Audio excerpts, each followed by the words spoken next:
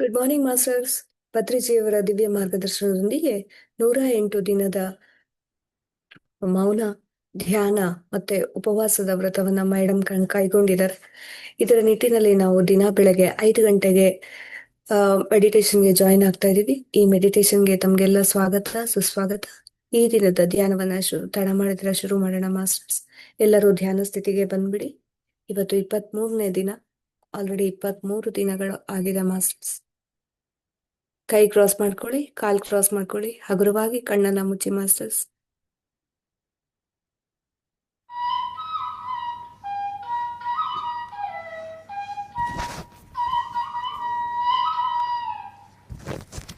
Hello friends, ಎಲ್ರಿಗೂ ಕೂಡ ನಮಸ್ತೆ. ಬೆಳಗಿನ ಧ್ಯಾನಕ್ಕೆ ಎಲ್ರಿಗೂ ಕೂಡ ಸ್ವಾಗತ.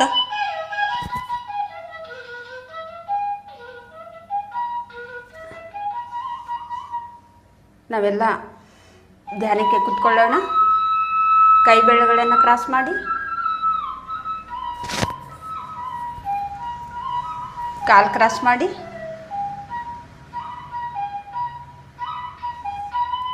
ಹಗುರವಾಗಿ ಕಣ್ಣು ಮುಚ್ಚಿ,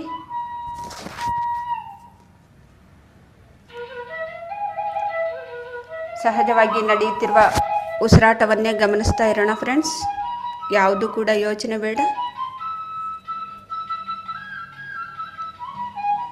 ನಮ್ಮ ಉಸಿರೇ ನಮಗೆ ಗುರು.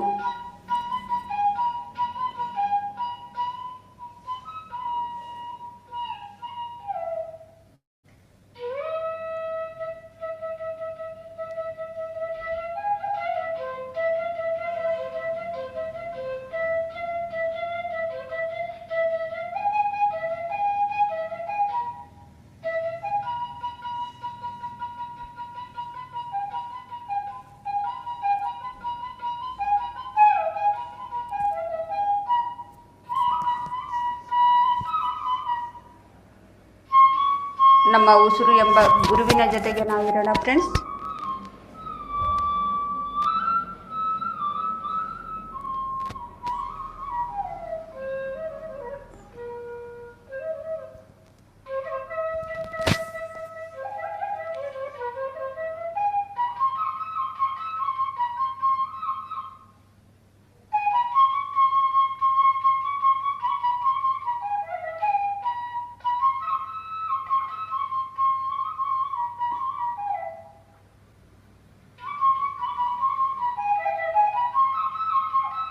ಯಾವುದು ಕೂಡ ಯೋಚನೆ ಬೇಡ. ಯೋಚನೆಗಳು ಬರ್ತಾ ಇದ್ದರೆ ಯೋಚನೆಗಳ ಹಿಂದೆ ಹೋಗೋದು ಬೇಡ.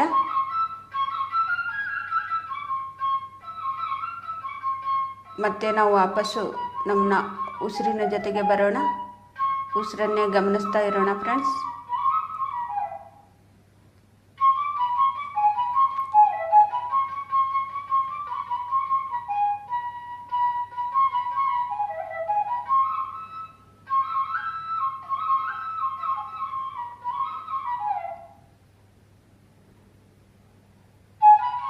ಇಂಪಾದ ಸಂಗೀತವನ್ನು ಕೇಳ್ತಾ ಕೇಳ್ತಾ ನಾವು ಮನಸ್ಸನ್ನು ಶೂನ್ಯ ಮಾಡಿಕೊಳ್ಳೋಣ.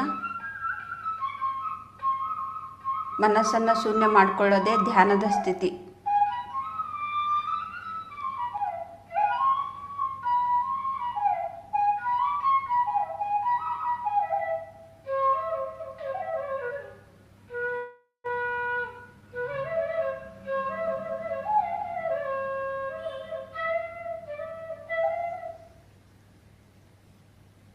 ದಿನಾಲೂ ಕೂಡ ನಾವು ಇದನ್ನು ಅಭ್ಯಾಸ ಮಾಡಬೇಕು. ನಮ್ಮ ಉಸಿರು ಎಂಬ ಗುರುವಿನ ಜೊತೆಗೆ ಇರೋದನ್ನು ನಾವು ಪ್ರತಿದಿನ ಕೂಡ ಅಭ್ಯಾಸ ಮಾಡಬೇಕು.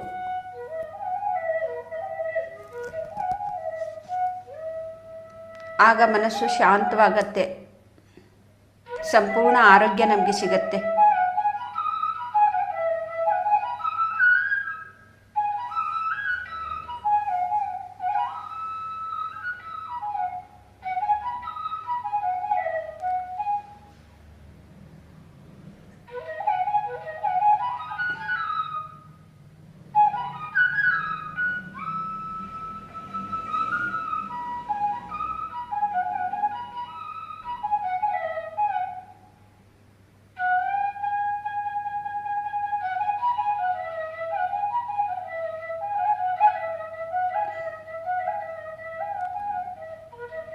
ಯಾವಾಗ ಮನಸ್ಸು ಶಾಂತವಾಗಿರುತ್ತೋ, ಸಂಪೂರ್ಣ ಆರೋಗ್ಯ ನಮಗೆ ಸಿಗುತ್ತೋ, ಆಗ ನಾವು ಧ್ಯಾನದ ಸ್ಥಿತಿಗೆ ನಾವು ಹೋಗ್ತೀವಿ.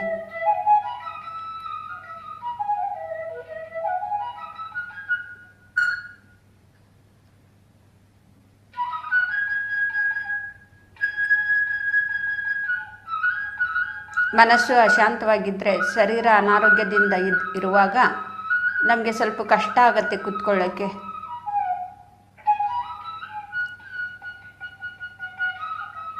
ಮೊದಲು ಎಲ್ಲರೂ ಕೂಡ ಈ ಧ್ಯಾನಕ್ಕೆ ನಾವು ಹೇಗೆ ಬಂದಿರ್ತೀವಿ ಅಂದರೆ, ಶರೀರ ಕಾಯಿಲೆಯಿಂದ ತುಂಬಿಕೊಂಡಿರುತ್ತೆ, ಮನಸ್ಸು ಅಶಾಂತವಾಗಿರುತ್ತೆ. ಹಾಗಾಗಿ ಧ್ಯಾನಕ್ಕೆ ಹೊಸಬ್ರಿಗೆ ಕೂತ್ಕೊಳ್ಳೋಕ್ಕಾಗೋದಿಲ್ಲ. ಯಾಕೆಂದರೆ ಮನಸ್ಸು ಶಾಂತವಾಗಿರೋದಿಲ್ಲ, ಶರೀರ ಕೂಡ ಅನಾರೋಗ್ಯದಿಂದಿರುತ್ತೆ, ನೋವನ್ನು ತುಂಬಿಕೊಂಡಿರುತ್ತೆ. ಧ್ಯಾನಕ್ಕೆ ಕೂತ್ಕೊಂಡಾಗ ಆ ನೋವು ಇನ್ನೂ ಹೆಚ್ಚಾಗತ್ತೆ.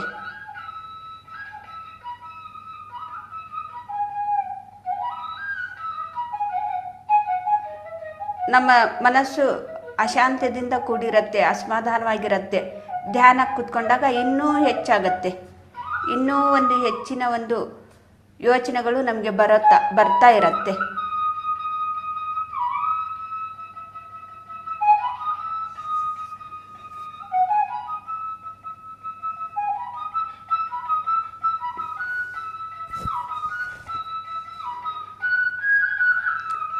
ನಮಗೆ ನೋವು ಬರ್ತಾ ಇದೆ, ಯೋಚನೆಗಳು ಇನ್ನೂ ಹೆಚ್ಚಾಗ್ತಾ ಇದೆ, ಯೋಚನೆಗಳು ಕುತ್ಕೊಳ್ಳೋಕೆ ಕೊಡ್ತಾ ಇಲ್ಲ ಅಂಥೇಳಿ ನಾವು ಮಧ್ಯದಲ್ಲಿ ನಾವು ಧ್ಯಾನ ಮಾಡೋದನ್ನು ಬಿಟ್ಬಿಡಬಾರ್ದು.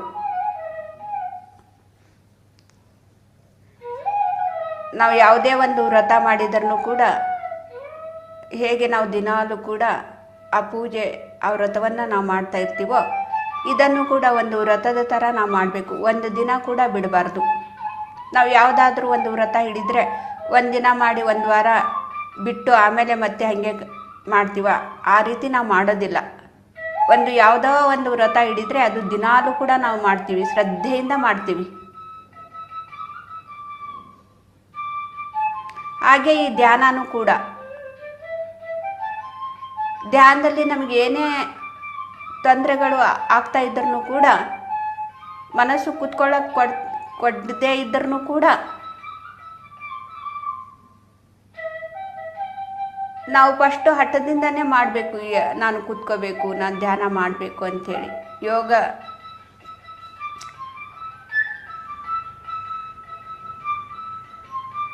ನಮ್ಮ ಉಸಿರಿನ ಜೊತೆಗೆ ನಾವು ಒಂದಾಗಬೇಕು.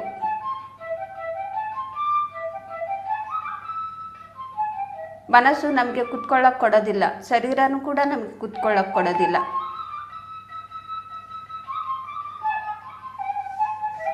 ಒಂದು ವ್ರತದ ಥರ ನಾವು ಒಂದು 41 ದಿನ ಈ ರೀತಿ 40 ದಿನದ ಒಂದು ವ್ರತವನ್ನು, ಈ ಧ್ಯಾನದ ವ್ರತವನ್ನು ಮಾಡೋದ್ರಿಂದ ನಾವು ಆವಾಗ 40 ದಿನದಲ್ಲೇ ನಾವು ಕಲ್ತ್ಕೊಂಡ್ಬಿಡ್ತೀವಿ. ಒಂದು ದಿನನೂ ಕೂಡ ನಾವು ಬಿಡಬಾರ್ದು.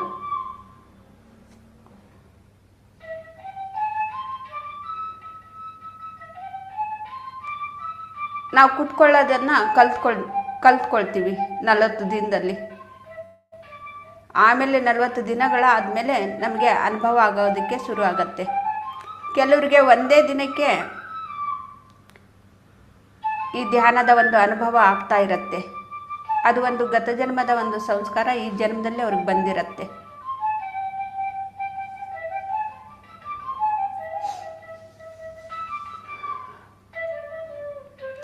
ಯಾವುದು ನಾವು ಹಿಂದೆ ಮಾಡಿರ್ತೀವೋ, ಯಾವುದು ಗತದಲ್ಲಿ ಮಾಡಿರ್ತೀವೋ, ಅದು ನಾವು ಇಲ್ಲಿ ಪ್ರೆಸೆಂಟಲ್ಲಿ ನಾವು ಅನುಭವಿಸ್ತಾ ಇರ್ತೀವಿ. ನಾವು ಅದನ್ನು ಪ್ರೆಸೆಂಟಲ್ಲಿ ಆ ಜೀವನವನ್ನು ನಾವು ಜೀವಿಸ್ತಾ ಇರ್ತೀವಿ. ಯಾವುದು ನಾವು ಪ್ರೆಸೆಂಟಲ್ಲಿ ಇಲ್ಲಿ ಜೀವಿಸ್ತಾ ಇರ್ತೀವೋ ಅದೇ ನಮಗೆ ಭವಿಷ್ಯಕ್ಕೆ ಕರ್ಕೊಂಡೋಗುತ್ತೆ, ಮುಂದೆ ನಮಗೆ ಕರ್ಕೊಂಡೋಗುತ್ತೆ.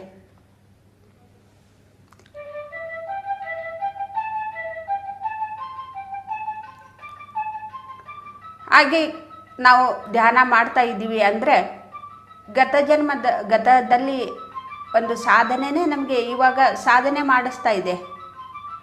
ಈ ಧ್ಯಾನದ ಒಂದು ಸಾಧನೆಯನ್ನು ಮಾಡಿಸ್ತಾ ಇದೆ. ಕೆಲವರು ಸಾಧನೆ ಮಾಡಿರ್ತಾರೆ, ಗತದಲ್ಲಿ ಹಿಂದೆ ಸಾಧನೆ ಮಾಡಿರ್ತಾರೆ. ಕೆಲವರು ಸುಮ್ಮನೆ ಕೇಳಿಸ್ಕೊಂಡಿರ್ತಾರೆ, ಕೆಲವರು ನೋಡಿರ್ತಾರೆ. ಆದರೆ ನೋಡಿದವರು ಮತ್ತೆ ಕೇಳಿಸ್ಕೊಂಡಿರೋರು ಸಾಧನೆಯನ್ನು ಮಾಡಿರೋದಿಲ್ಲ. ಆದರೆ ಅವ್ರಿಗೆ ಗೊತ್ತಿರತ್ತೆ ಧ್ಯಾನ ಮಾಡ್ತಾ ಇದ್ದಾರೆ. ಇವಾಗ್ಲೂ ಕೂಡ ಎಷ್ಟೋ ಜನ ಕೇಳಿಸ್ಕೊಳ್ತಾ ಇರ್ತಾರೆ, ನೋಡ್ತಾ ಇರ್ತಾರೆ. ಆದರೆ ಕೆಲವರು ಬರೋದಿಲ್ಲ. ನೋಡಿ, ನಾವು ನೋಡ್ತಾ ಇರ್ತೀವಿ, ಆದರೆ ಕೆಲವರು ಕೇಳಿಸ್ಕೊಂಡು ನೋಡಿ ಧ್ಯಾನ ಸಾಧನೆಯೂ ಕೂಡ ಮಾಡ್ತಾರೆ. ತುಂಬ ಏಜ್ ಆದಮೇಲೆನೂ ಕೂಡ 60-70 ವರ್ಷ ಆದಮೇಲೆನೂ ಕೂಡ ಅವರು ಶರೀರ ಬಿಡುವಂಥ ಪರಿಸ್ಥಿತಿಯಲ್ಲಿನೂ ಕೂಡ ಅವರು ಧ್ಯಾನ ಹೇಳ್ಕೊಟ್ರೆ ಅವ್ರು ಮಾಡ್ತಾ ಇರ್ತಾರೆ.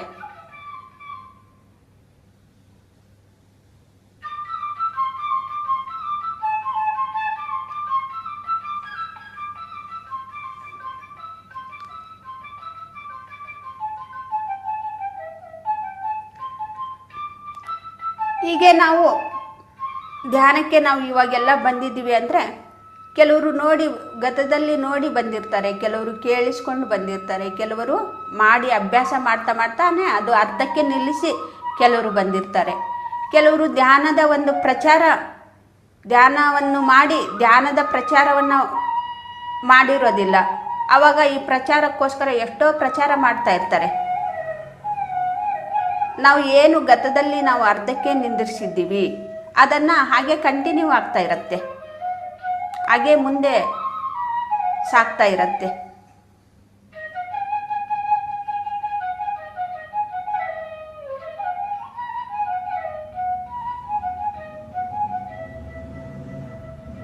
ಧ್ಯಾನದಲ್ಲಿ ಕೆಲವರಿಗೆ ಕುತ್ಕೊಳ್ಳೋಕ್ಕಾಗತ್ತೆ, ಕೆಲವರಿಗೆ ಕುತ್ಕೊಳ್ಳೋಕ್ಕಾಗೋದಿಲ್ಲ, ಕೆಲವರಿಗೆ ಒಂದೇ ದಿನಕ್ಕೆ ಅನುಭವ ಆಗತ್ತೆ.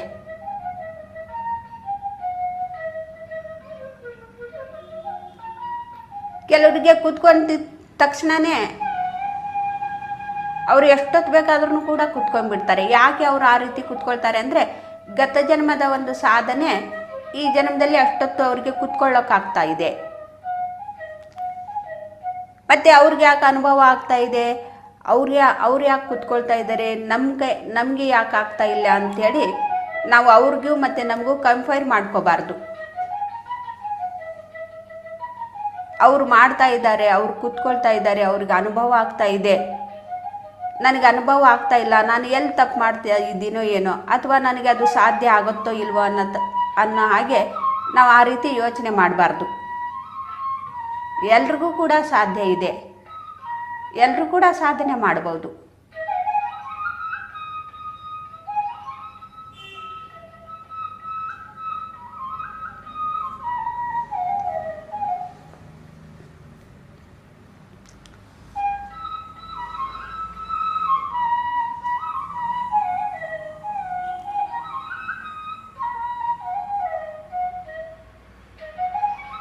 ನಾವಿಲ್ಲಿ ಒಂದೇ ಜನ್ಮದಲ್ಲಿನೂ ಕೂಡ ಯಾವುದೂ ಕೂಡ ಪೂರ್ತಿಯಾಗಿ ಏನೂ ಕೂಡ ಕಲ್ತ್ಕೊಂಡು ಬಂದಿಲ್ಲ.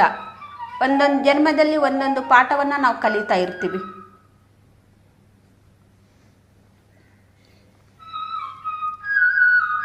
ಎಲ್ಲ ಜನ್ಮವೂ ಕೂಡ ಅದ್ಭುತವಾದಂತಹ ಜನ್ಮನೇ. ಈ ನಾವು ಧ್ಯಾನಕ್ಕೆ ಬಂದಿದ್ದೀವಿ, ಈ ಜನ್ಮ ಮಾತ್ರ ನಮ್ಮದು ಅದ್ಭುತ ಅಂತಲ್ಲ. ಆ ಒಂದು ಪ್ರತಿಯೊಂದು ಜನ್ಮ ಅದ್ಭುತವಾಗಿ ನಾವು ಜನ್ಮವನ್ನು ತಗೊಂಡು ಅದನ್ನು ಪೂರ್ತಿಯಾಗಿ ನಾವು ಆ ಜನ್ಮವನ್ನು ಅದ್ಭುತವಾದಂತಹ ಜನ್ಮವನ್ನು ಕಳೆದ ಮೇಲೇ ನಾವು ಈ ಅದ್ಭುತವಾದಂತಹ ಜನ್ಮವನ್ನು ತಗೊಂಡಿರೋದು. ಪ್ರತಿಯೊಂದು ಜನ್ಮವೂ ಕೂಡ ತುಂಬ ವಿಶೇಷವಾದಂತಹ ಜನ್ಮನೇ ಇರುತ್ತೆ.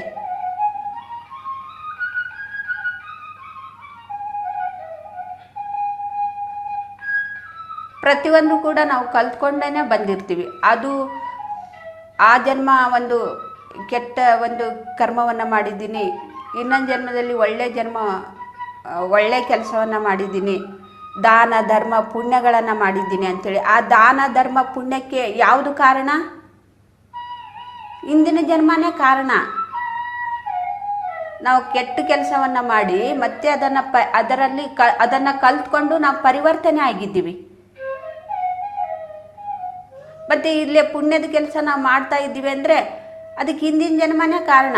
ಆ ಜನ್ಮನೇ ನಮಗೆ ಇಲ್ಲ ಅಂದರೆ, ನಾವು ಆ ಒಂದು ಜನ್ಮ ತಗೊಂಡು ಈ ಭೂಮಿಗೆ ಬಂದಿಲ್ಲ ಅಂದರೆ ನಾವು ಪುಣ್ಯದ ಕೆಲಸ ಮಾಡೋಕ್ಕಾಗ್ತಾ ಇರಲಿಲ್ಲ.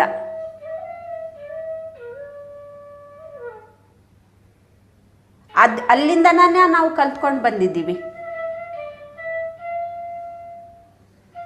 ಮತ್ತು ಆ ಪುಣ್ಯದ ಕೆಲಸದಿಂದನೇ ಧ್ಯಾನ ಮಾಡೋರು ಇನ್ನೂ ಉತ್ತಮ ಒಂದು ಸ್ಥಿತಿಯಲ್ಲಿರೋರು ಅಂಥೇಳಿ ಅಂದ್ಕೊಳ್ತೀವಿ. ಆ ಪುಣ್ಯದ ಕೆಲಸದಿಂದನೇ ನಮಗೆ ಈ ಧ್ಯಾನ ಸಿಕ್ಕಿರೋದು. ಏನು ಕೆಟ್ಟ ಕೆಲಸವನ್ನು ನಾವು ಮಾಡ್ಕೊಂಡು ಬಂದಿದ್ದೀವಿ, ಆ ಕೆಟ್ಟ ಕೆಲಸದಿಂದ ಅನುಭವವನ್ನು ಪಡ್ಕೊಳ್ತಾ ಈ ರೀತಿ ಮಾಡೋದ್ರಿಂದ ಹೀಗೆ ಆಗತ್ತೆ ಅಂಥೇಳಿ ಅದನ್ನು ಮಾಡಬಾರ್ದು. ಮತ್ತೆ ನಾವು ಪುಣ್ಯದ ಕೆಲಸ ಮಾಡಬೇಕು ಅಂಥೇಳಿ ಆ ಕೆಟ್ಟ ಒಂದು ಕೆಲಸವನ್ನು ಅನುಭವ ತಗೊಂಡೇ ನಾವು ಈ ಒಳ್ಳೆ ಕೆಲಸಕ್ಕೆ ಬರ್ತೀವಿ. ಒಳ್ಳೆ ಪುಣ್ಯದ ಕೆಲಸವನ್ನು ನಾವು ವಸ್ತ್ರದಾನ, ಅನ್ನದಾನ, ಬೇರೆಯವ್ರಿಗೆ ನಾವು ಸಹಾಯ ಮಾಡೋದು, ಈ ರೀತಿ ಪುಣ್ಯದ ಕೆಲಸವನ್ನು ನಾವು ಮಾಡ್ತಾ ಇರ್ತೀವಿ. ಹಾಗಂತ ಕೆಟ್ಟ ಜನ್ಮ ಅಂತ ಒಂದು ತುಂಬ ಕೆಟ್ಟ ಜನ್ಮ ಅದು ಅಂಥೇಳಿ ನಾವು ಬೈಕೊಳ್ಳೋದಲ್ಲ. ಅಲ್ಲಿಂದ ನಾವು ಕಲ್ತ್ಕೊಂಡು ಬಂದಿದ್ದೀವಿ. ಎಲ್ಲ ಜನ್ಮವನ್ನು ಕೂಡ ಎಂಥದ್ದೇ ಒಂದು ಜನ್ಮವಾಗಿರಲಿ, ಅದು ಅದ್ಭುತವಾದಂತಹ ಜನ್ಮನೇ ಅದು.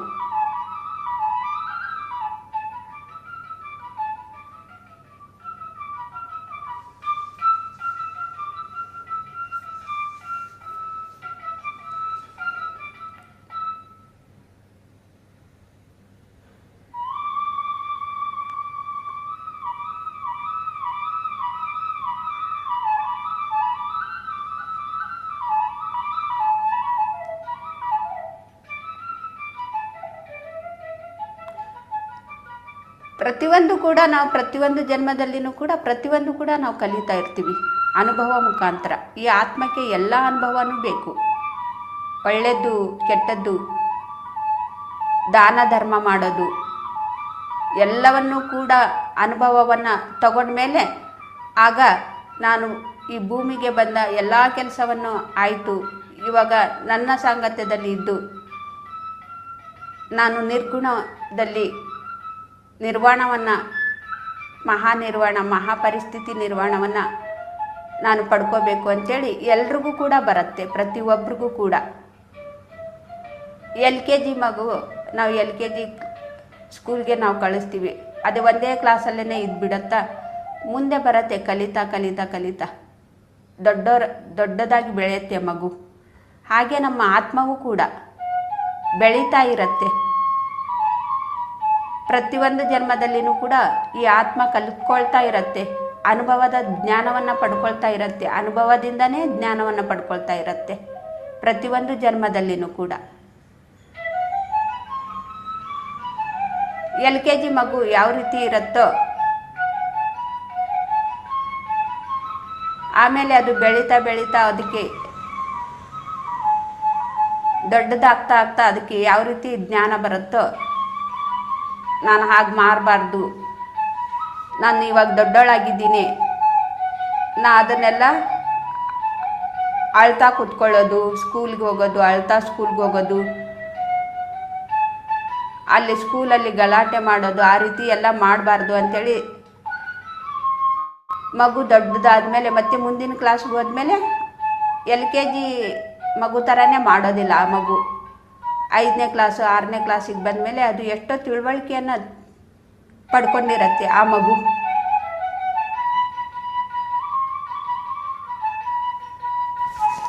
ಹಾಗೆ ಪ್ರತಿಯೊಂದು ಆತ್ಮವೂ ಕೂಡ ಹಾಗೆ.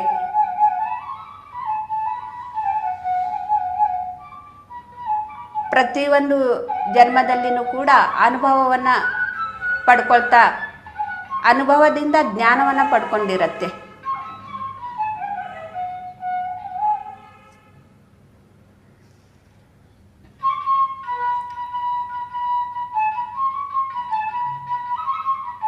ಯಾವಾಗ ಆ ಮಗುವಿಗೆ ನಾನು ದೊಡ್ಡೋಳಾಗಿದ್ದೀನಿ, ನಾನು ಇವಾಗ ಗಲಾಟೆ ಮಾಡಬಾರ್ದು ಅಂಥೇಳಿ ಯಾವಾಗ ಆ ಮಗುಗೆ ಅನಿಸುತ್ತೆ, ಆವಾಗ ಆ ಮಗು ಸೈಲೆಂಟ್ ಆಗಿಬಿಡತ್ತೆ, ಗಲಾಟೆ ಮಾಡೋದಿಲ್ಲ.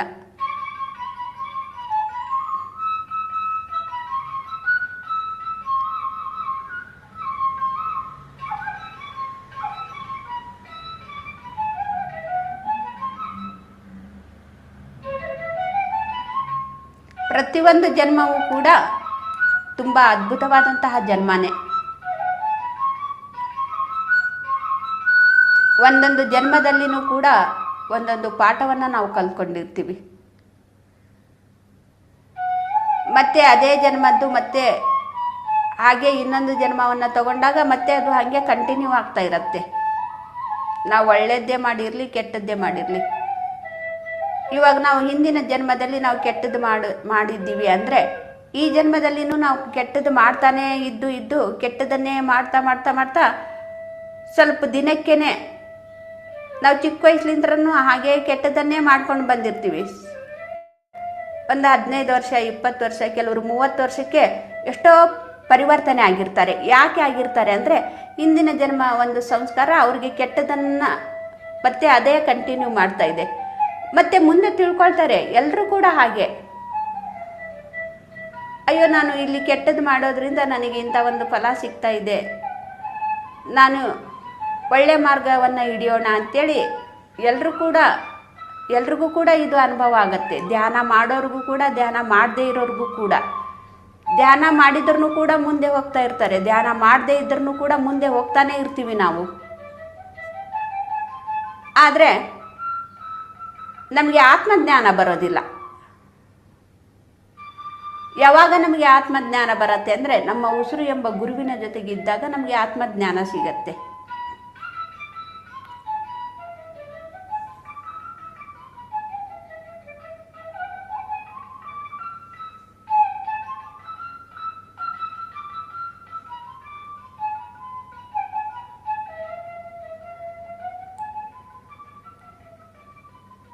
ಈ ಧ್ಯಾನವನ್ನು ಕೂಡ ನಾವು ಮಾಡಬೇಕಂದ್ರೆ ಒಂದೇ ಜನ್ಮದಲ್ಲಿ ನಾವು ಈ ಧ್ಯಾನಕ್ಕೆ ಬಂದಿರೋದಿಲ್ಲ.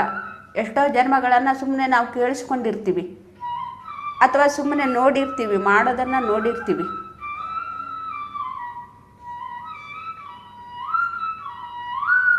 ಎಷ್ಟೋ ಜನ್ಮಗಳಾದ ಮೇಲೆ ನೋಡಿ ಕೇಳಿ ಇವಾಗ ನಾವೆಲ್ಲ ಧ್ಯಾನಕ್ಕೆ ಬಂದಿದ್ದೀವಿ ಅಂದರೆ ನಾವು ಇದು ಒಂದೇ ಜನ್ಮದಲ್ಲೇ ನಾವು ಈ ಧ್ಯಾನಕ್ಕೆ ಬಂದಿಲ್ಲ, ನೋಡಿದ್ದೀವಿ ಕೇಳಿದ್ದೀವಿ. ಕೆಲವರು ಧ್ಯಾನ ಸಾಧನೆಯನ್ನು ಮಾಡಿ ಅರ್ಧಕ್ಕೆ ನಿಂದಿರಿಸಿದ ಜನ್ಮ ತಗೊಂಡಿರೋರು ಕೂಡ ಇದ್ದಾರೆ.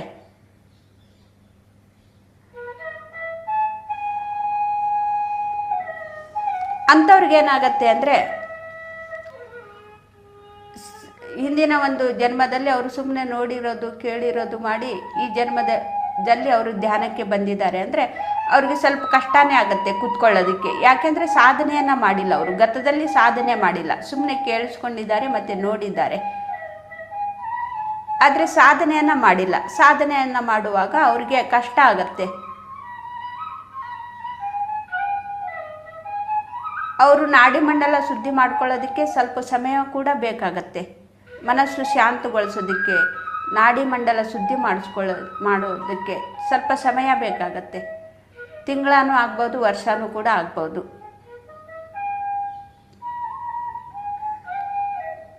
ಆದರೆ ಯಾರು ಗತ ಜನ್ಮದಲ್ಲಿ ಒಂದು ಧ್ಯಾನದ ಒಂದು ಸಾಧನೆಯನ್ನು ಮಾಡಿರ್ತಾರೋ ಅವರು 40 ದಿನದಲ್ಲೇ ಅವರು ಕೂತ್ಕೊಳ್ಳೋದನ್ನು ಕಲ್ತ್ಕೊಂಡಿರ್ತಾರೆ. ಯಾಕೆಂದರೆ ಗತದಲ್ಲಿ ಅವ್ರಿಗೆ ಸಾಧನೆ ಮಾಡಿರೋದು ಒಂದು ಅಭ್ಯಾಸ ಇದೆ. ಯಾರಿಗೆ ಅಭ್ಯಾಸ ಇರುತ್ತೋ ಅವರು ಎಷ್ಟೊತ್ತು ಬೇಕಾದರೂ ಕೂಡ ಕೂತ್ಕೊಳ್ತಾರೆ.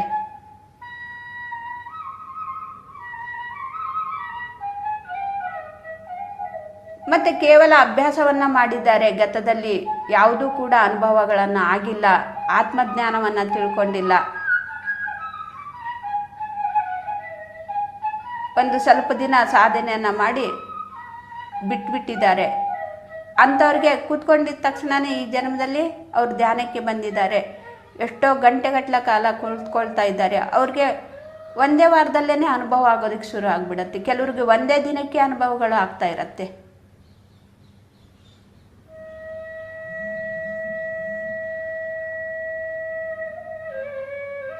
ಅವ್ರಿಗೆ ಆ ರೀತಿ ಆಗ್ತಾ ಇದೆ, ನಮಗೆ ಏನು ಕೂಡ ಆಗ್ತಾ ಇಲ್ಲ ಅಂಥೇಳಿ ಬೇರೆಯವ್ರಿಗೆ ನೋಡಿ ನಾವು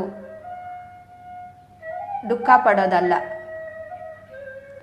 ಅಥವಾ ಎಲ್ಲ ಏನೋ ತಪ್ಪು ಮಾಡ್ತಾ ಇದ್ದೀನಿ ಅಂಥೇಳಿ ನಾವು ಡೌಟ್ ಪಡೋದು ಕೂಡ ಬೇಡ. ನಮ್ಮ ಉಸಿರು, ಒಳಗೋಗುವ ಉಸಿರು, ಹೊರಬರುವ ಉಸಿರನ್ನು ನಾವು ಗಮನಿಸ್ತಾ ಇರಬೇಕು. ಇಲ್ಲಿ ಸರಿ ತಪ್ಪು ಅನ್ನೋದು ಯಾವುದು ಕೂಡ ಇಲ್ಲ, ಸುಮ್ಮನೆ ಉಸಿರನ್ನು ಗಮನಿಸ್ತಾ ಇರಬೇಕಷ್ಟೆ.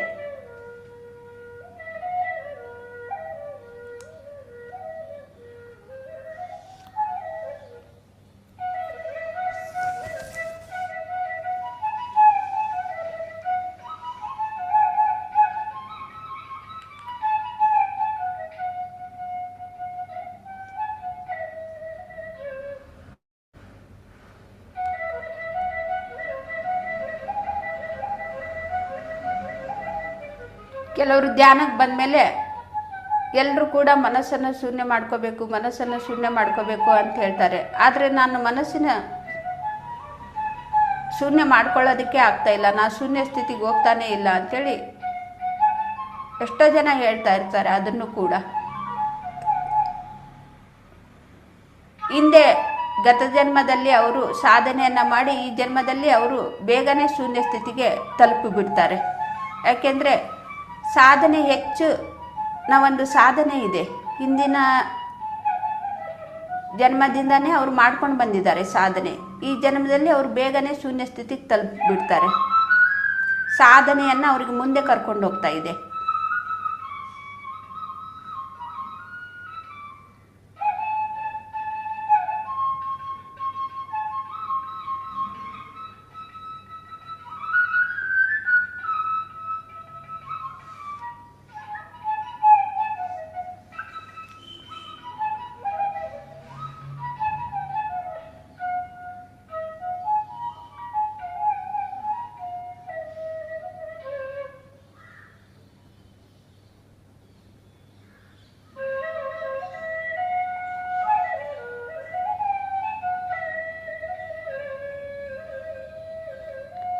ನಾವು ಧ್ಯಾನದಲ್ಲಿ ಎಂತಹ ಒಂದು ಸ್ಥಿತಿಯಲ್ಲಿದ್ದರೂ ಕೂಡ ನಾವು ಧ್ಯಾನ ಮಾಡೋದನ್ನು ಬಿಡಬಾರ್ದು. ನಮಗೆ ಅನುಭವ ಆಗದೇ ಇರಲಿ, ನಾವು ಮೂರನೇ ಕಣ್ಣಿಂದ ನಾವು ನೋಡ್ತಾ ಇರಲಿ, ಮೂರನೇ ಕಣ್ಣಿನಿಂದ ನಮಗೇನು ಕೂಡ ಆಗ್ತಾ ಇಲ್ಲ ಅಂಥೇಳಿ ಎಲ್ಲರೂ ಕೂಡ ಮೂರನೇ ಕಣ್ಣಿನಿಂದ ಜನ್ಮಗಳನ್ನು ನೋಡ್ಕೊಳ್ತಾರಂತೆ,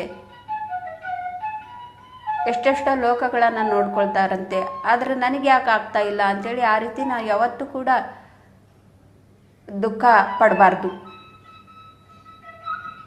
ಸುಮ್ಮನೆ ಮಾಡ್ತಾ ಇರಬೇಕು, ನಾವು ಮಾಡ್ತಾ ಇರಬೇಕಷ್ಟೆ. ನಮಗೆ ಯಾವುದು ಕೂಡ ಡೌಟ್ ಇರಬಾರ್ದು.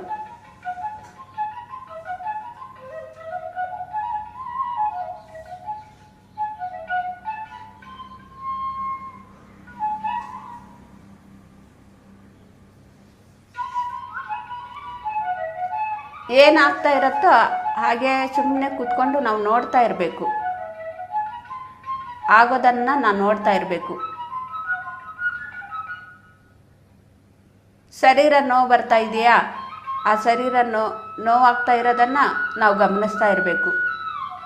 ಮನಸ್ಸು ಕುತ್ಕೊಳ್ಳೋಕೆ ಕೊಡ್ತಾ ಇಲ್ಲ, ಯೋಚನೆಗಳು ಜಾಸ್ತಿ ಆಗ್ತಾ ಇದೆ ಅಂದರೆ ಆ ಮನಸ್ಸನ್ನು ನಾವು ಹಾಗೇ ನೋಡ್ತಾನೆ ಇರಬೇಕು. ನಾಡಿ ಮಂಡಲ ಶುದ್ಧಿ ಆಗ್ತಾ ಇದೆ, ಆ ನಾಡಿ ಮಂಡಲ ಶುದ್ಧಿ ಆಗ್ತಾ ಇರುವಾಗ ನಮ್ಮ ಒಳಗಡೆ ಏನೋ ಒಂದು ಗೊಂದಲ ಶುರು ಆಗ್ತಾ ಇರುತ್ತೆ, ಏನೋ ಒಂದು ತಳಮಳಿಸ್ತಾ ಇರುತ್ತೆ. ಆವಾಗಲೂ ಕೂಡ ನಾವು ಸುಮ್ಮನೆ ನೋಡ್ತಾ ಇರಬೇಕು, ಸಾಕ್ಷಿಯಾಗಿ ನಾವು ನೋಡ್ತಾ ಇರಬೇಕು. ಯಾವಾಗ ನಮ್ಮ ನಾಡಿ ಮಂಡಲ ಶುದ್ಧಿ ಆಗುತ್ತೋ ಆಗ ನಮ್ಮ ದಿವ್ಯ ದೃಷ್ಟಿಯಿಂದ ನಾವು ನೋಡ್ತಾ ಇರ್ತೀವಿ. ಆ ಎಲ್ಲ ದೃಶ್ಯವನ್ನು ಕೂಡ ನಾವು ಸುಮ್ಮನೆ ನೋಡ್ತಾ ಇರಬೇಕು.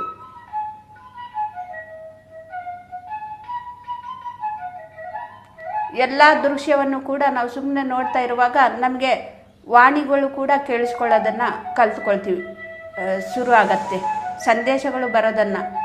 ಸಂದೇಶಗಳು ಬರ್ತಾ ಇರುತ್ತೆ ಪ್ರಕೃತಿಯಿಂದ, ಮಾಸ್ಟರ್ಗಳಿಂದ, ಅಂತರಂಗದ ಸದ್ಗುರುವಿನಿಂದ. ಆಗ ನಾವು ಕೇಳಿಸ್ಕೊಳ್ತೀವಿ. ಮೊದಲು ನಾವು ಸುಮ್ಮನೆ ಗಮನಿಸ್ತಾನೆ ಇರಬೇಕು, ಸುಮ್ಮನೆ ಕೂತ್ಕೊಂಡು ನೋಡ್ತಾ ಇರಬೇಕಷ್ಟೇ ನಮ್ಮ ಒಳಗಡೆ ಏನಾಗ್ತಾ ಇದೆ. ಯಾವಾಗ ನಾವು ಗಮನಿಸೋದನ್ನು ಕಲ್ತ್ಕೊಳ್ತೀವಿ ಆಗ ನಮಗೆ ಸಂದೇಶಗಳನ್ನು ತಿಳ್ಕೊಳ್ಳುವಂಥ ಶಕ್ತಿಯನ್ನು ನಾವು ಪಡ್ಕೊಳ್ತೀವಿ. ನಾವು ಎಲ್ಲೂ ಕೂಡ ಇಲ್ಲಿ ಕ್ವಶನ್ ಆಗಬಾರ್ದು. ಯಾಕೆ ಮೈ ಕೈ ನೋವು ಬರ್ತಾ ಇದೆ, ಯಾಕೆ ನಮಗೆ ಧ್ಯಾನಕ್ಕೆ ಕೂತ್ಕೊಳ್ಳೋಕ್ಕಾಗ್ತಾ ಇಲ್ಲ, ಯಾಕೆ ನನಗೆ ಮೂರನೇ ಕಣ್ಣು ಇನ್ನೂ ನಾನು ಪಡ್ಕೊಂಡಿಲ್ಲ, ಯಾಕೆ ನಾಡಿ ಮಂಡಲ ನಾನು ಇನ್ನೂ ಶುದ್ಧಿ ಮಾಡಿಕೊಂಡಿಲ್ಲ. ಈ ರೀತಿ ನಾವು ಏನು ಕೂಡ ಕ್ವಶನ್ ಆಗಬಾರ್ದು.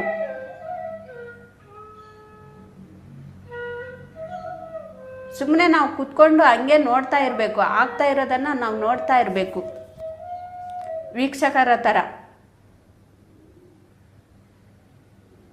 ನಮ್ಮ ಒಳಗಡೆ ನಡೀತಾ ಇರೋದನ್ನು ನಾವೇ ನೋಡಬೇಕು.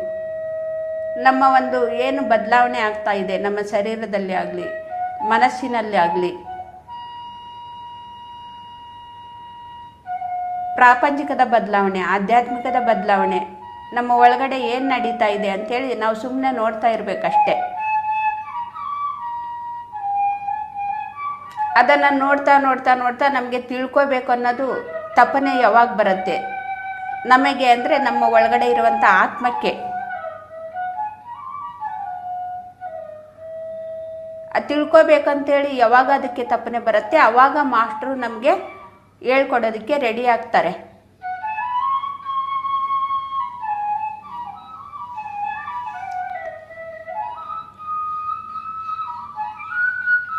LKG ಮಗುಗೆ 10ನೇ ಕ್ಲಾಸಿಂದು ಒಂದು ಬುಕ್ಸು ಓದಿದ್ರೆ ಏನು ಅರ್ಥ ಆಗತ್ತೆ? ಓದಿ ಹೇಳೋದ್ರಿಂದ ಅದು ಮೊದಲು ಸುಮ್ಮನೆ ಹೋಗಿ ಕುತ್ಕೊಳ್ಳುತ್ತೆ, ನಿದ್ದೆ ಮಾಡುತ್ತೆ, ಮತ್ತು ಮನೆಗೆ ಹಂಗೆ ಬರ್ತಾ ಇರುತ್ತೆ. ಆ ಮಗು LKG ಮಗು ಏನೂ ಕೂಡ ಮಾಡೋದಿಲ್ಲ.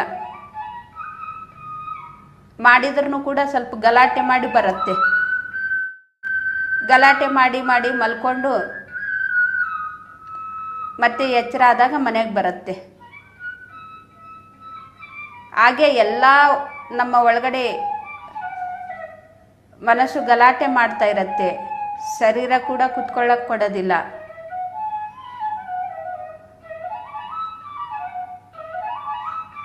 ಈ ರೀತಿ ಎಲ್ಲವೂ ಕೂಡ ಮೊದಲು ಆಗ್ತಾ ಇರುತ್ತೆ ನಮಗೆ.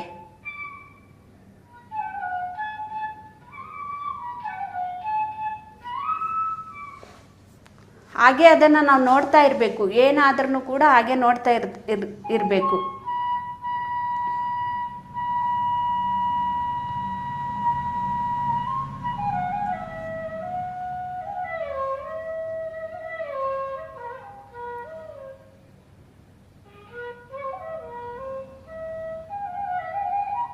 ನಾವು ಯಾವಾಗ ಸುಮ್ಮನೆ ಹಾಗೆ ನೋಡೋದನ್ನು ನಾವು ಕಲ್ತ್ಕೊಳ್ತೀವೋ, ನಮ್ಮ ಜೊತೆಗಿದ್ದು ಅದ್ರ ಬಗ್ಗೆ ಏನೂ ಕೂಡ ನಮಗೆ ಯೋಚನೆ ಬರಬಾರ್ದು. ಯಾಕೆ ಈ ರೀತಿ ಆಗ್ತಾ ಇದೆ ಅಂಥೇಳಿ ನಮಗೆ ಏನೂ ಕೂಡ ಇರಬಾರ್ದು. ಆವಾಗ ನಾವು ಸುಮ್ಮನೆ ಗಮನಿಸ್ತಾ ಯಾವತ್ತೋ ಒಂದಿನ ನಾವು ಶೂನ್ಯ ಸ್ಥಿತಿಯನ್ನು ನಾವು ಪಡ್ಕೊಳ್ತೀವಿ. ಒಂದು ದಿನ ನಾವು ಆ ಶೂನ್ಯ ಸ್ಥಿತಿಯನ್ನು ನಾವು ಪಡ್ಕೊಳ್ಳೋದನ್ನು ನಾವು ಕಲ್ತ್ಕೊಂಡ್ಬಿಟ್ರೆ ಹಾಗೇ ಶೂನ್ಯ ಸ್ಥಿತಿಯಲ್ಲೇ ಇದ್ದು ಎಷ್ಟೋ ಆತ್ಮಜ್ಞಾನವನ್ನು ನಾವು ಪಡ್ಕೊಳ್ತಾ ಇರ್ತೀವಿ. ಪ್ರತಿದಿನ ಆ ಶೂನ್ಯ ಸ್ಥಿತಿಗೆ ನಾವು ಹೋಗ್ತೀವಿ. ಸ್ವಲ್ಪ ಸಮಯವಾದರೂ ಕೂಡ ಆ ಶೂನ್ಯ ಸ್ಥಿತಿಯನ್ನು ನಾವು ಪಡ್ಕೊಳ್ತಾ ಇರ್ತೀವಿ ದಿನಕ್ಕೆ.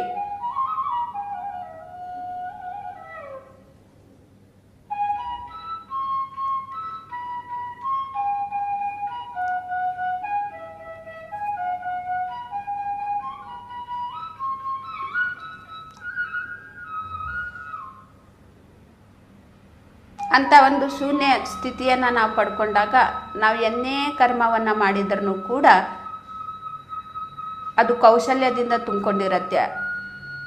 ಅಂದರೆ ಅಷ್ಟು ಒಳ್ಳೆಯ ಕೆಲಸವನ್ನು ಆ ಶೂನ್ಯ ಸ್ಥಿತಿಯಿಂದ ನಾವು ಮಾಡುವಾಗ ಎಲ್ಲವೂ ಕೂಡ ಕರ್ಮ ಏನು ಮಾಡ್ತಾ ಇದ್ದೀವಿ ನಾವು ಅದು ಎಲ್ಲವೂ ಕೂಡ ಸರಿಯಾಗಿಯೇ ನಾವು ಮಾಡ್ತಾ ಇರ್ತೀವಿ. ಅದು ನಮಗೂ ಕೂಡ ಆನಂದ ಕೊಡ್ತಾ ಇರುತ್ತೆ, ಬೇರೆಯವ್ರಿಗೂ ಕೂಡ ಅದು ಆನಂದ ಕೊಡ್ತಾ ಇರುತ್ತೆ. ಅಂಥ ಒಂದು ಶೂನ್ಯ ಸ್ಥಿತಿಯನ್ನು ಪಡ್ಕೊಂಡು ನಾವು ಏನೇ ಕರ್ಮವನ್ನು ಮಾಡಿದರೂ ಕೂಡ ಅದು ಒಳ್ಳೆಯದೇ ಆಗಿರುತ್ತೆ.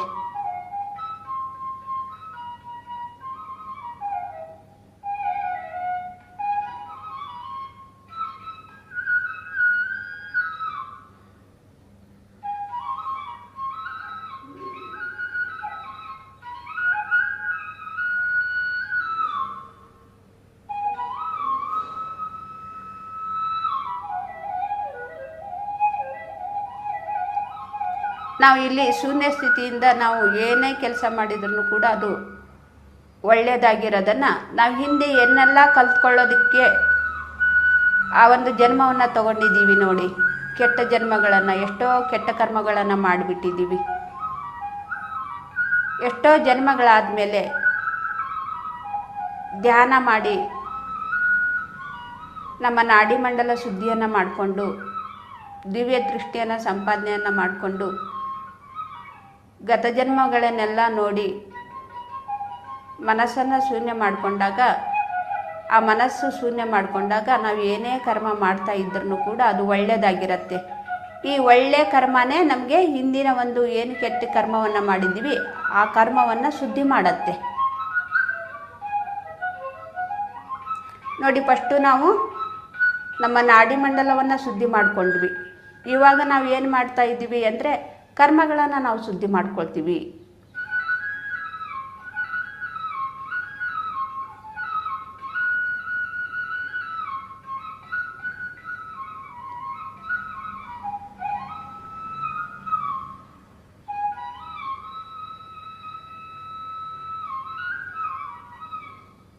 ನಮ್ಮ ಉಸಿರಿನ ಜೊತೆಗೆ ನಾವು ಒಂದಾದಾಗ, ನಮ್ಮ ಮನಸ್ಸು ಒಂದಾದಾಗ ನಾವು ನಾಡಿಮಂಡಲ ಶುದ್ಧಿ ಮಾಡ್ಕೊಳ್ತೀವಿ. ನಮ್ಮ ದಿವ್ಯ ದೃಷ್ಟಿಯನ್ನು ನಾವು ಸಂಪಾದನೆ ಮಾಡ್ಕೊಳ್ತೀವಿ.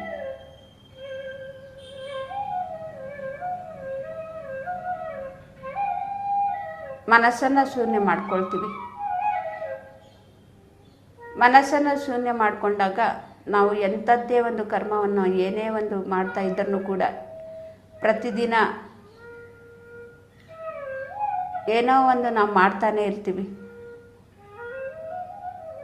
ಆ ಒಂದು ಕರ್ಮ ಒಳ್ಳೆಯ ಕರ್ಮವನ್ನಾಗಿ ನಾವು ಮಾಡ್ತಾ ಮಾಡ್ತಾ ಹಿಂದಿನ ಒಂದು ಕರ್ಮಗಳನ್ನೆಲ್ಲವೂ ಕೂಡ, ಕೆಟ್ಟ ಕರ್ಮಗಳನ್ನೆಲ್ಲವೂ ಕೂಡ ನಾವು ಶುದ್ಧಿ ಮಾಡ್ಕೊಳ್ತಾ ಇರ್ತೀವಿ. ಇಲ್ಲಿ ನಾವು ಒಳ್ಳೆಯದನ್ನು ಮಾಡ್ತಾ ಇದ್ದರೆ ಅಲ್ಲಿ ಅದು ಶುದ್ಧಿ ಆಗ್ತಾ ಇರುತ್ತೆ. ಅದರಿಂದ ನಾವು ಇಲ್ಲಿ ಏನೇ ಒಂದು ಕಷ್ಟ ಅನುಭವಿಸ್ತಾ ಇದ್ದೀವಿ ಅಂದರೆ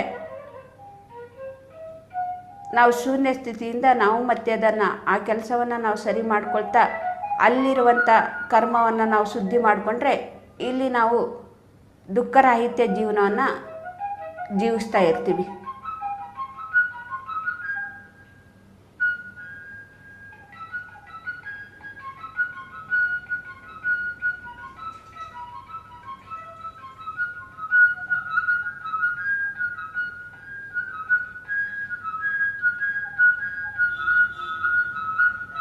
ಯಾಕೆಂದರೆ ಅಲ್ಲಿಯ ಒಂದು ಕರ್ಮನೇ ನಮಗೆ ಇಲ್ಲಿ ದುಃಖ ಕೊಡ್ತಾ ಇರುತ್ತೆ.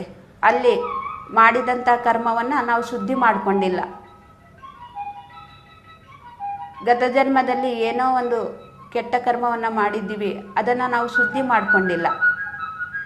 ಹಾಗಾಗಿ ನಾವು ಇನ್ನೂ ಏನೋ ಒಂದು ಕಲ್ತ್ಕೋಬೇಕು, ಏನೋ ಒಂದು ಅಶಾಂತವಾಗಿದೆ, ಮನಸ್ಸು ಸಮಾಧಾನ ಇಲ್ಲ ಅಂಥೇಳಿ ಎಲ್ರಿಗೂ ಕೂಡ ಈ ರೀತಿ ಆಗ್ತಾ ಇರುತ್ತೆ. ಯಾಕೆ ಆ ರೀತಿ ಆಗ್ತಾ ಇರುತ್ತೆ ಅಂದರೆ ಹಿಂದೆ ಮಾಡಿದಂಥ ಕೆಟ್ಟ ಕರ್ಮಗಳನ್ನು ನಾವು ಶುದ್ಧಿ ಮಾಡಿಕೊಂಡಿಲ್ಲ.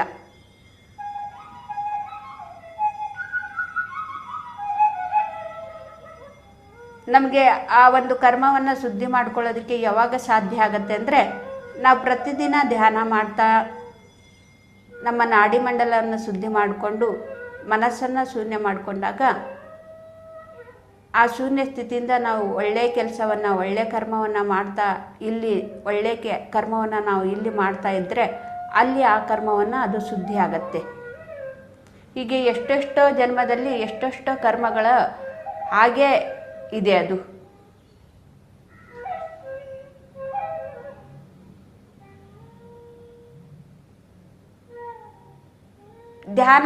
ಧ್ಯಾನಕ್ಕೆ ಬಂದು ಮನಸ್ಸನ್ನು ಶೂನ್ಯ ಮಾಡಿಕೊಂಡು ನಾವು ಒಳ್ಳೆಯ ಕರ್ಮವನ್ನು ಮಾಡೋವರೆಗೂ ಕೂಡ ಆ ಕರ್ಮ ಶುದ್ಧಿ ಆಗೋದಿಲ್ಲ.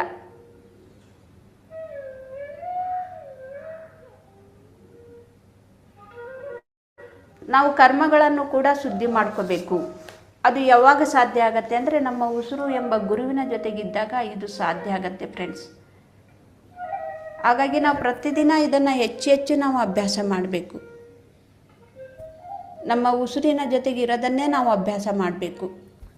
ಮನಸ್ಸನ್ನು ಶೂನ್ಯ ಮಾಡ್ಕೋಬೇಕು. ಹೀಗೆ ನಾವು ಪ್ರತಿದಿನ ಕೂಡ ಅಭ್ಯಾಸ ಮಾಡಬೇಕು ಫ್ರೆಂಡ್ಸ್.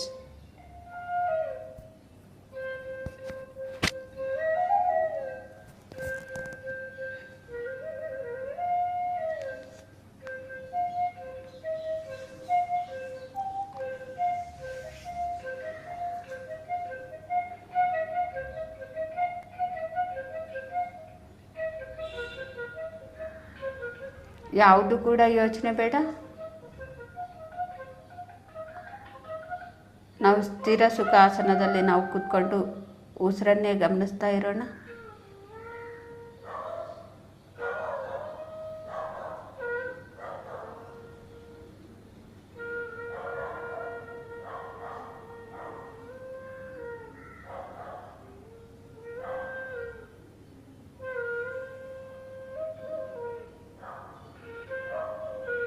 ಉಸಿರಿನ ಜೊತೆಗೆ ಇದ್ದು ನಮ್ಮನ್ನು ನಾವು ತಿಳ್ಕೊಳ್ತಾ ಇರಬೇಕು. ನನ್ನ ಬಗ್ಗೆ ನಾನು ತಿಳ್ಕೊಳ್ತಾ ಇರಬೇಕು.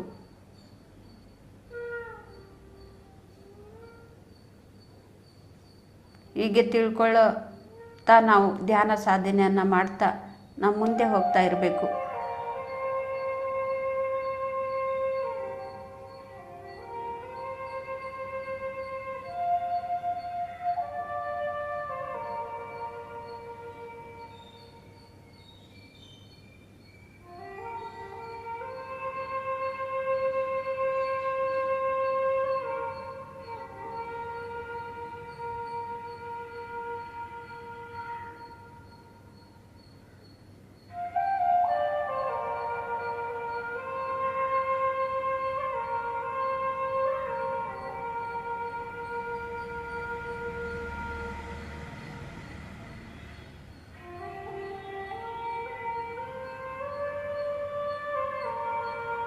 ಈ ಧ್ಯಾನ ಸಾಧನೆಯಿಂದ ಎಲ್ಲರೂ ಕೂಡ ಆತ್ಮಜ್ಞಾನವನ್ನು ಎಲ್ಲರೂ ಕೂಡ ಪಡ್ಕೊಳ್ತಾರೆ.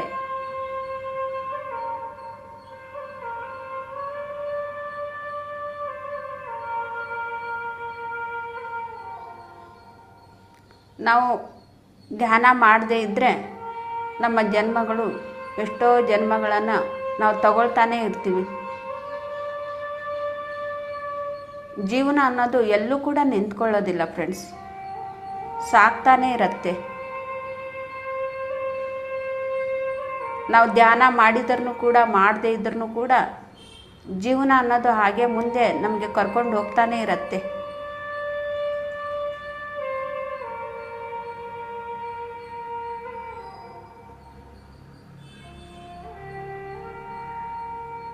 ನಾವು ಯಾವಾಗ ಧ್ಯಾನಕ್ಕೆ ಬರ್ತೀವೋ ಅಲ್ಲಿಗೆ ನಾವು ನಿಂತ್ಕೊಳ್ತೀವಿ.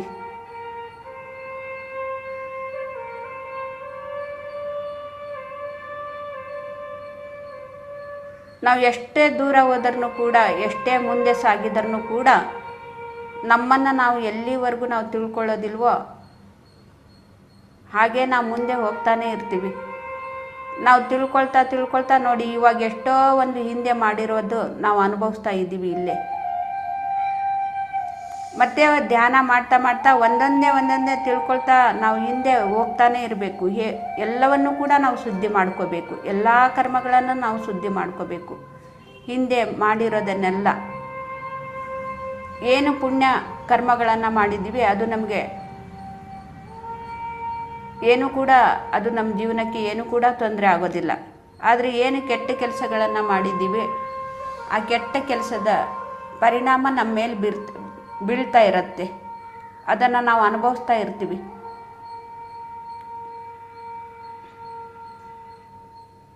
ಮತ್ತು ಹಿಂದೆ ನಾವು ಅದನ್ನು ಹೋಗಿ ಅದನ್ನು ಶುದ್ಧಿ ಮಾಡಿಕೊಂಡೇ ನಾವು ಮುಂದೆ ಬರಬೇಕು. ಮುಂದೆ ನಾವು ಸಾಗ್ತಾ ಇರ್ತೀವಿ. ಒಂದೊಂದೇ ಜನ್ಮವನ್ನು ನಾವು ಶುದ್ಧಿ ಮಾಡ್ಕೊಂಡು ಬರಬೇಕು. ಒಂದೊಂದೇ ಕರ್ಮವನ್ನು ಮಾಡಿದಂಥ ಜನ್ಮದಲ್ಲಿ ಒಂದೊಂದೇ ಕರ್ಮವನ್ನು ಕೂಡ ನಾವು ಶುದ್ಧಿ ಮಾಡ್ಕೊಳ್ತಾ ಬರಬೇಕು. ಹೀಗೆ ನಾವು ಎಷ್ಟೋ ಮುಂದೆ ಹೋಗಿಬಿಟ್ಟಿದ್ದೀವಿ. ಸುಮಾರು 300 ಜನ್ಮ 400 ಜನ್ಮ ಈ ರೀತಿ ನಾವು ತಗೊಂಡ್ಬಿಟ್ಟಿದ್ದೀವಿ. ಅದರಲ್ಲಿ ಹೆಣ್ಣಿನ ಒಂದು ಜನ್ಮ, ಗಂಡಿನ ಒಂದು ಜನ್ಮ, ಎಲ್ಲ ಜನ್ಮಗಳ ಒಂದು ಅನುಭವ ಕೂಡ ನಮ್ಮಲ್ಲಿದೆ.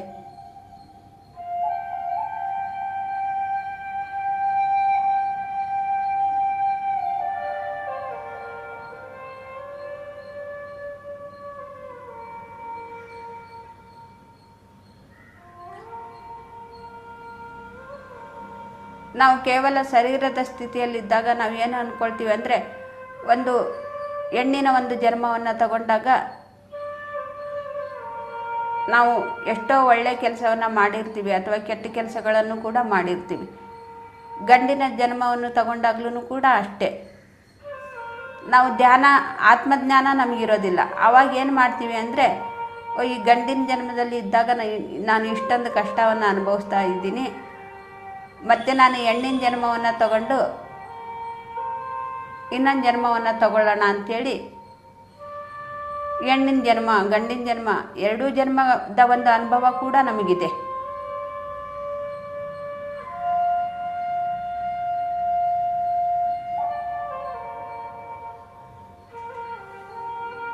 ಒಂದು ಪುರುಷರ ಒಂದು ಶರೀರದಲ್ಲಿದ್ದಾಗ ನಾವು ಏನೆಲ್ಲ ಮಾಡಿದ್ದೀವಿ, ಶರೀರದಲ್ಲಿ ಇದ್ದಾಗ ನಾವು ಏನೆಲ್ಲ ಮಾಡಿದ್ದೀವಿ, ಆ ಕರ್ಮಗಳನ್ನೆಲ್ಲವೂ ಕೂಡ ನಾವು ಶುದ್ಧಿ ಮಾಡ್ಕೋಬೇಕು.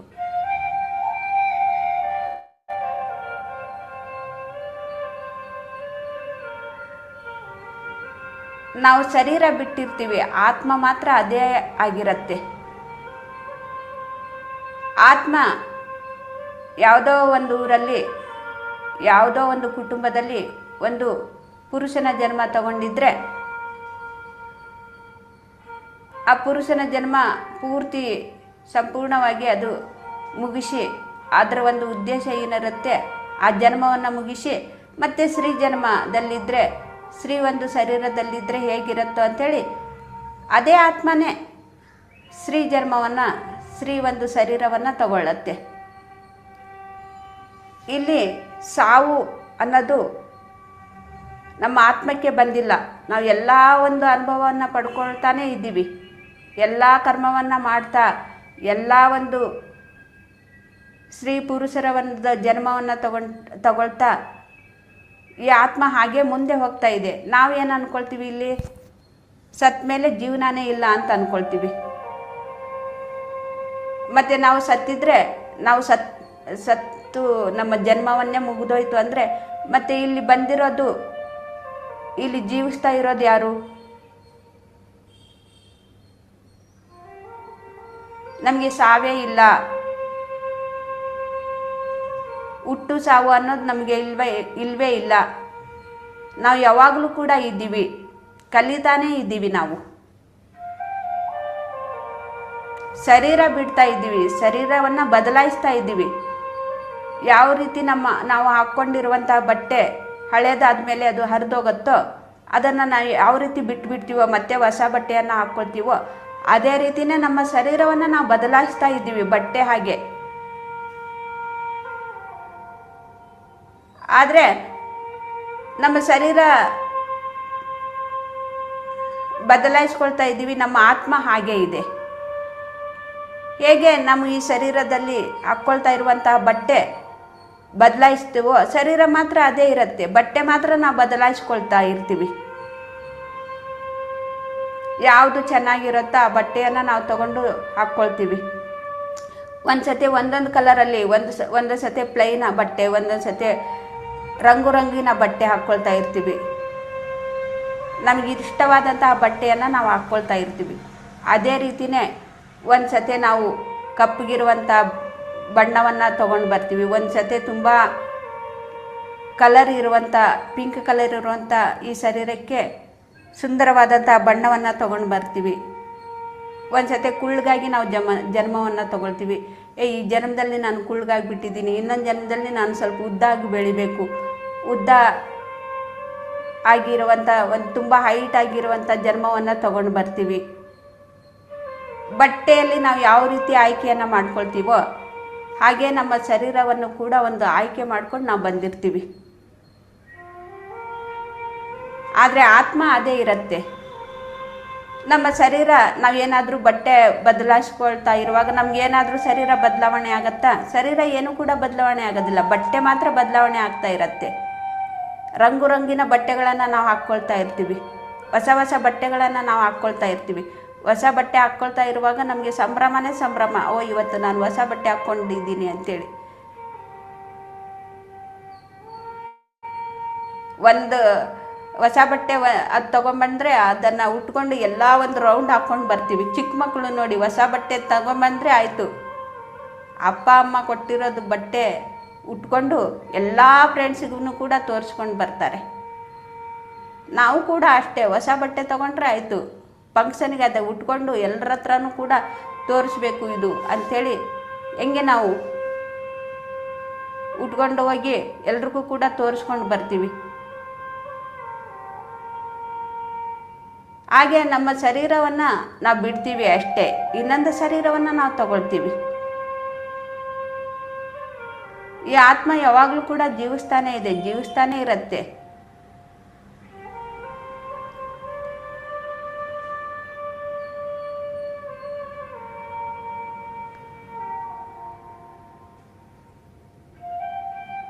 ಮತ್ತೆ ಮುಂದೆ ಹೋಗ್ತಾನೇ ಇರುತ್ತೆ, ಪ್ರತಿಯೊಂದು ಕೂಡ ತಿಳ್ಕೊಳ್ತಾನೆ ಇರುತ್ತೆ. ಹೇಗೆ ಖನಿಜದಿಂದ, ವೃಕ್ಷದಿಂದ, ಪ್ರಾಣಿದಿಂದ ಈ ಮಾನವ ಒಂದು ಜನ್ಮಕ್ಕೆ ಬಂದಿದ್ದೀವೋ, ಮಾನವ ಜನ್ಮದಲ್ಲಿನೂ ಕೂಡ ತಮೋಗುಣ ಪ್ರಧಾನರು, ರಜೋಗುಣ ಪ್ರಧಾನರು, ಸಾತ್ವಿಕ ಗುಣ ಪ್ರಧಾನರು, ಶುದ್ಧ ಸಾತ್ವಿಕ ಗುಣ ಪ್ರಧಾನರು, ನಿರ್ಗುಣ ಪ್ರಧಾನರು, ಎಷ್ಟೆಷ್ಟೋ ಜನ್ಮಗಳನ್ನು ನಮಗೆ ಬೇಕಾಗತ್ತೆ. ತಮೋಗುಣ ಪ್ರಧಾನವರು ಒಂದೇ ಜನ್ಮಕ್ಕೆ ಅವರು ಮತ್ತೆ ಬದಲಾವಣೆ ಆಗೋದಿಲ್ಲ, ರಜೋಗುಣಕ್ಕೆ ಬರೋದಿಲ್ಲ. ಅಲ್ಲಿ ಎಷ್ಟೋ ಸುಮಾರು ಒಂದು 50, 60, 70 ಈ ರೀತಿ 100 ಅವರು ಕೆಪಾಸಿಟಿ ಹೆಂಗಿರುತ್ತೋ ಆ ರೀತಿ ಅವರು ಅಷ್ಟಷ್ಟು ಜನ್ಮಗಳನ್ನು ತಗೊಳ್ತಾರೆ. ತಮೋಗುಣ ಪ್ರಧಾನದಲ್ಲಿ ಒಂದೇ ಜನ್ಮದಲ್ಲಿನೇ ನಾವು ರಜೋಗುಣ ಪ್ರಧಾನಕ್ಕೆ ಬರೋದಿಲ್ಲ.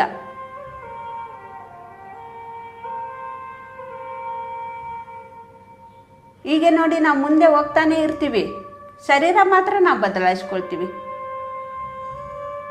ಒಂದು ಶರೀರದಲ್ಲಿ ಖನಿಜವಾಗಿ, ಇನ್ನೊಂದು ಶರೀರದಲ್ಲಿ ವೃಕ್ಷವಾಗಿ, ಇನ್ನೊಂದು ಶರೀರದಲ್ಲಿ ಪ್ರಾಣಿಯಾಗಿ, ಇನ್ನೊಂದು ಶರೀರದಲ್ಲಿ ಮನುಷ್ಯರ ಒಂದು ಜನ್ಮ ತಗೊಂಡ ಮೇಲೇನೂ ಕೂಡ ಎಷ್ಟೋ ಗುಣಗಳನ್ನು ನಾವು ಜ್ಞಾನವನ್ನು ಪಡ್ಕೊಳ್ತೀವಿ. ಗುಣಗಳಿಂದ ಅದನ್ನು ಅನುಭವದಿಂದ ಜ್ಞಾನವನ್ನು ಪಡ್ಕೊಳ್ತೀವಿ. ಎಂತಹ ಗುಣದಿಂದ ನಾವು ಬಂದಿದ್ದೀವಿ, ತಮೋಗುಣ ಪ್ರಧಾನರಾಗಿದ್ದಾಗ ನಮ್ಮಲ್ಲಿ ಎಂತಹ ಗುಣ ಇತ್ತು, ಏನು ಕೆಲಸ ಮಾಡ್ತಾ ಇದ್ದೀವಿ,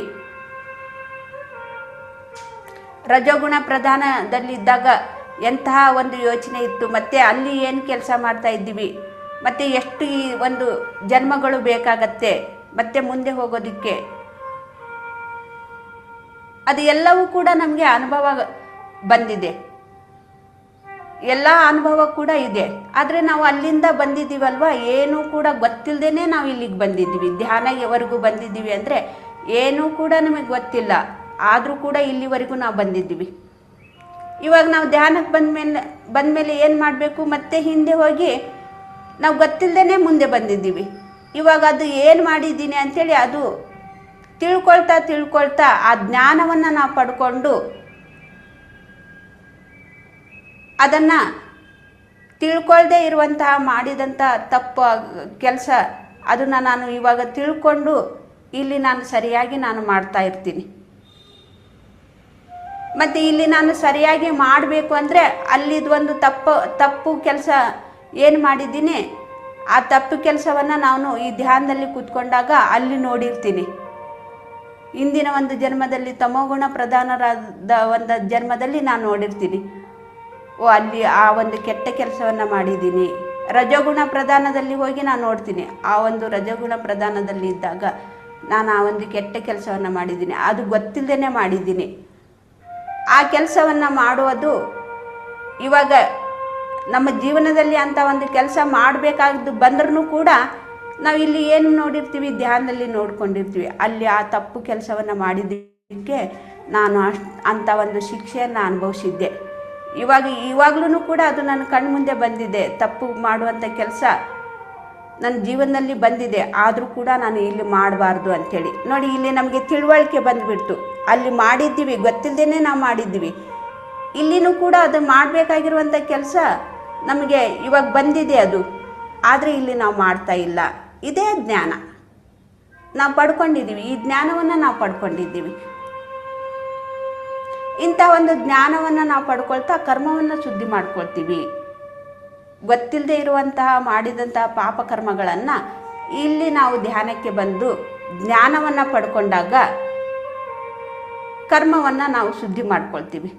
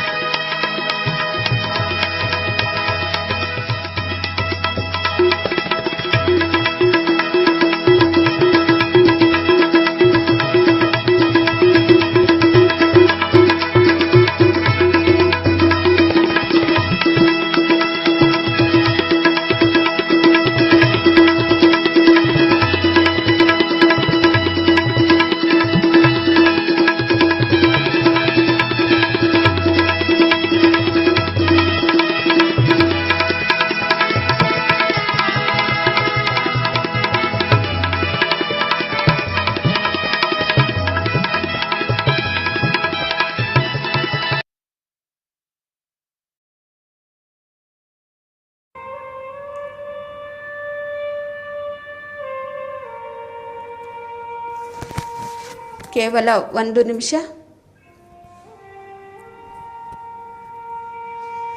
ಸಹಜವಾಗಿ ನಡೆಯುತ್ತಿರುವ ಉಸಿರಾಟವನ್ನೇ ಗಮನಿಸ್ತಾ ಇರೋಣ ಫ್ರೆಂಡ್ಸ್.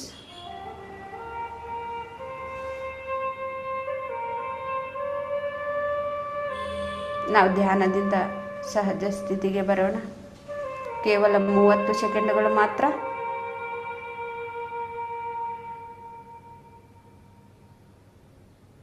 ಕೇವಲ 10 ಸೆಕೆಂಡು, 5 ಸೆಕೆಂಡುಗಳು ಮಾತ್ರ ನಾವು ಧ್ಯಾನದಿಂದ ಸಹಜ ಸ್ಥಿತಿಗೆ ಬರೋಣ. ಓಕೆ ಮಾಸ್ಟರ್ಸ್, ನಿಮ್ಮ 2 ಕೈಗಳನ್ನು ಬಿಡಿಸ್ಕೊಂಡು ಕಣ್ಣಿನ ಮೇಲೆ ಇಟ್ಕೊಳ್ಳಿ. 5 ಸೆಕೆಂಡ್ಸ್. 5, 4, 3, 2, 1, 0. ನಿಮ್ಮ ಕೈಗಳನ್ನು ನೋಡ್ತಾ ಕಣ್ಣು ಬಿಡಿ. ಈ ಧ್ಯಾನವನ್ನು ತಿಳಿಸಿಕೊಟ್ಟಂತಹ ಗುರುಜಿ ಬ್ರಹ್ಮಶ್ರೀ ಪಿತಾಮಹ ಪತ್ರಿಜಿಯವರಿಗೆ ನಾವು ಹೃದಯದಿಂದ ಧನ್ಯವಾದಗಳನ್ನು ತಿಳಿಸೋಣ ಚಪ್ಪಾಳೆಯ ಮುಖಾಂತರ. ಮತ್ತು ಇಲ್ಲಿ ಬಂದಂತಹ ಎಲ್ಲ ಆತ್ಮಬಂಧುಗಳಿಗೂ ಕೂಡ ನಾನು ಧನ್ಯವಾದಗಳನ್ನು ತಿಳಿಸ್ತಾ ಇವತ್ತಿನ ಕ್ಲಾಸ್ ಮುಗಿಸ್ತಾ ಇದ್ದೀನಿ. Thank you masters, thank you.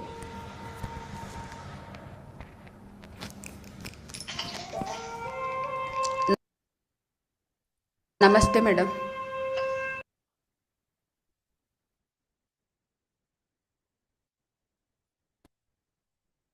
Thank you masters. ಈ ದಿನ ಎಲ್ಲರೂ ಜಾಯಿನ್ ಆಗಿದ್ದೀರಾ. ಹೀಗೇನೆ ಧ್ಯಾನಕ್ಕೆ ಎಲ್ಲರೂ ದಿನ ಬೆಳಗ್ಗೆ ಜಾಯಿನ್ ಆಗಿ ಹಾಗೆ ಧ್ಯಾನ ಪ್ರಚಾರವನ್ನ ಮಾಡಿ. ಯಾರಿಗೆ ಇನ್ನ ಹಾಗೆ ಕಂಟಿನ್ಯೂ ಮಾಡಬೇಕು ಅಂತ ಅನಿಸ್ತಾ ಇದೆಯೋ ಹಾಗೆ ಅವರು ಧ್ಯಾನದಲ್ಲಿ ಕೂತ್ಕೋಬಹುದು masters. Thank you very much. ನಾಳೆ ಬೆಳಗ್ಗೆ 5 ಗಂಟೆಗೆ ಎಲ್ಲರೂ ಜಾಯಿನ್ ಆಗೋಣ masters. Thank you, thank you, thank you.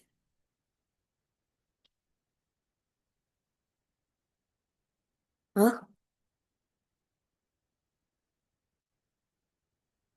Hello.